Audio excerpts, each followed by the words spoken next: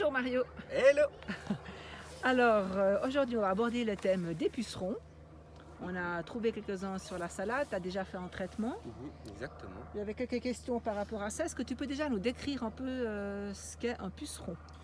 Donc un puceron, c'est un tout petit insecte de type piqueur-suceur qui est en fait un parasite de la plante. Donc lui, il va vivre surtout en dessous des feuilles et puis il va donc piquer la plante et lui absorber le sucre que la plante elle produit. Donc ils vivent en petits groupes, hein. On les voit, il y a plusieurs variétés, ils peuvent être verts, noirs ou cendrés. Ok. Et puis donc du coup il dessèche la plante en prenant toute la sève En ou bien fait, il la tue ou en bien... fait il prélève un petit peu le sucre qu'elle crée. Donc une attaque n'est pas forcément très grave. Elle peut le devenir si la population devient trop importante. Elle peut effectivement tuer la plante. Mais c'est jamais bénéfique pour un parasite de tuer la plante, D'accord. son hôte. Bah oui, parce que du coup elle a plus rien à manger. Mais après, c'est vrai que s'il y en a trop sur une plante, la plante va finir par dépérir. Ok. Est-ce que ce mignon petit puceron a des ennemis naturels? Bien sûr, un des plus connus, c'est la coccinelle. Ok. On a certaines guêpes aussi qui la mangent, les larves de coccinelle également. Donc il y a quand même beaucoup d'insectes naturels qui sont là pour D'accord, survivre. donc l'idéal ce serait d'avoir ça sur notre potager. Exactement. Le but, en fait, c'est d'avoir un maximum de biodiversité pour attirer tous ces petits auxiliaires qui vont nous aider en fait à lutter contre tous ces parasites. Ok. Donc qu'est-ce qu'on peut faire concrètement si on ne veut pas traiter pour éviter les pucerons? C'est donc d'avoir toute cette biodiversité ou... Oui, après, il y a également certaines plantes qui sont des répulsifs naturels, comme la majorité des aromatiques sont des odeurs que les pucerons ne supportent pas. Donc on peut aussi également envisager d'en planter un peu partout, et ça c'est un répulsif naturel. D'accord. Et après, comme tu disais, avoir un maximum de biodiversité, un maximum de plantes différentes dans une petite surface, ça va vraiment aider Ok. à la lutte contre ça. Et puis comme plante aromatique, est-ce que tu conseilles spécifiquement pour lutter contre les pucerons? Le thym et la sauge, les deux D'accord. vraiment sont très très efficaces. Ok. Alors la sauge et le thym, en fait, c'est deux plantes qu'on déconseille de mettre au potager sur les 4 mètres carrés de libre, vu que c'est vivace, n'est-ce pas? Ouais, là du coup, voilà, effectivement. Donc, donc on va essayer d'espérer qu'on aura plein de coccinelles qui vont Ouais, venir ouais, pour avoir pas trop de exactement, pucerons. ouais. Et puis, est-ce qu'on peut fabriquer ou est-ce que tu peux nous proposer un traitement naturel contre les pucerons? Bien sûr, justement, je peux vous proposer ça. Parfait. Donc, alors moi, ce que je peux vous proposer, c'est de faire un traitement relativement simple à faire avec des produits qu'on trouve dans n'importe quel supermarché. C'est une macération d'ail. L'ail, c'est connu comme étant un antibiotique extrêmement puissant et puis il est vraiment très efficace contre beaucoup de ces petits parasites. Donc la recette est relativement facile, comme je disais. On va prendre 100 g d'ail qu'on va hacher finement en faisant bien attention à garder la peau, c'est vraiment important. Là-dedans, on va y ajouter 2 cuillères à soupe d'huile d'olive.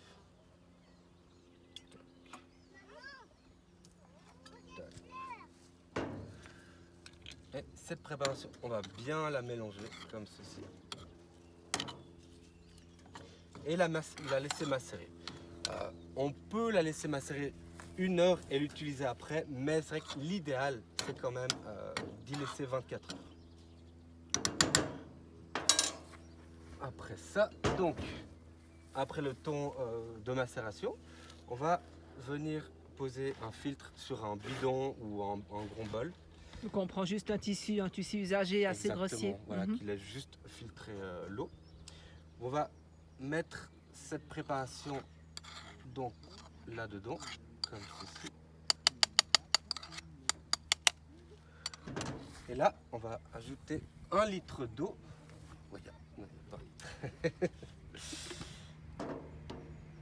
Donc, on va rajouter 1 litre d'eau, comme ça.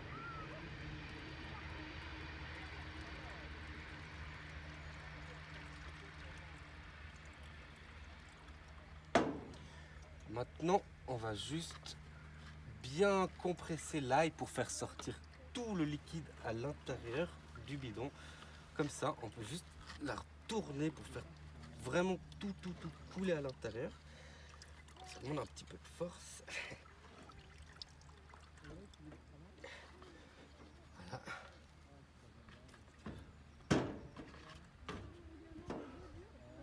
Donc là, on a notre préparation pure. Parfait. Celle-là, on va pouvoir la mettre dans une bouteille. Comme ça.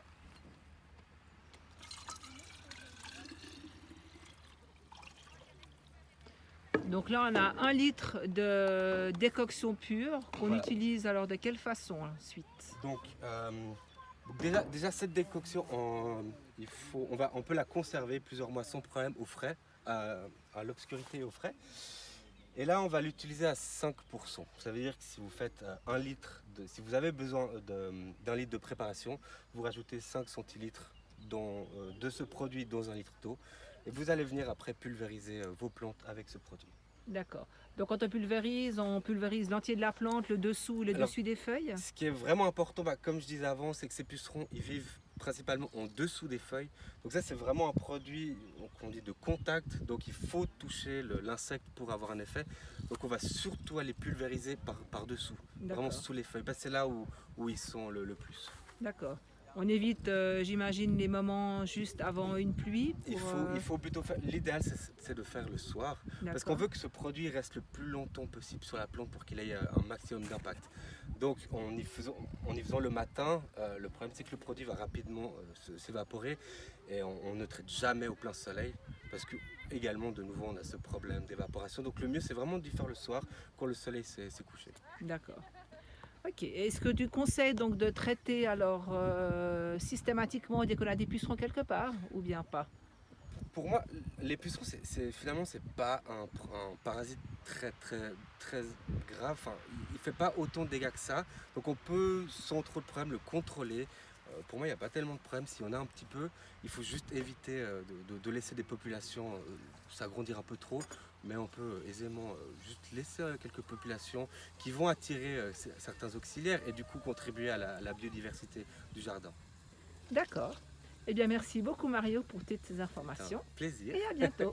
Bye! Salut!